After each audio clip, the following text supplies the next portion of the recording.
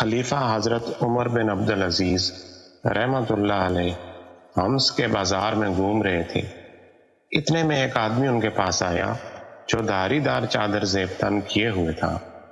اس نے عرض کیا، اے امیر المومنین، آپ کا حکم ہے کہ جو کوئی مظلوم ہو وہ آپ کی خدمت میں حاضر ہو۔ عمر بن عبدالعزیز نے کہا، ہاں۔ وہ شخص بولا، پھر آپ کی خدمت میں دور دراز علاقے سے چل کر ایک مظلوم حاضر ہوا ہے۔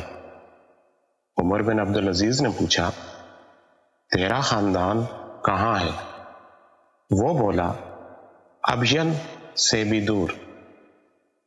عمر بن عبدالعزیز نے کہا، اللہ کی قسم، تیرا خاندان عمر کے خاندان سے بہت دور ہے۔ یہ کہہ کر اپنی سواری سے فوراً اتر گئے اور پوچھا، تیرے اوپر کیسا ظلم ڈھایا گیا ہے؟ پردیسی نے کہا، میری غلہ اگانے والی زمین پر ایک آدمی نے ناجائز قبضہ جما لیا ہے اور مجھے اس سے یکسر بے دخل کر دیا ہے۔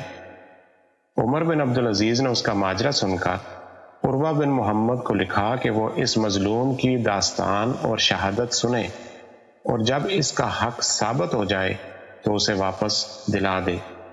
یہ خط لکھ کر اپنی مہر لگا دی۔ جب پردیسی نے واپسی کے لیے اٹھنا چاہا تو عمر بن عبدالعزیز نے اس سے کہا، ٹھہرو، تم دور دراز علاقے سے حاضر ہوئے ہو، راستے میں تمہارا کتنا زیادہ سفر خرچ ہوا ہے، یا سواری پر تمہاری کتنی لاگت آئی ہے اور کتنے کپڑے بدلنے پڑے ہیں۔ ان سب کا حساب لگایا گیا تو لاگت 15 دینار تک پہنچی۔ چنانچہ حضرت عمر بن عبدالعزیز نے اسے یہ رقم دے کر روانہ کیا۔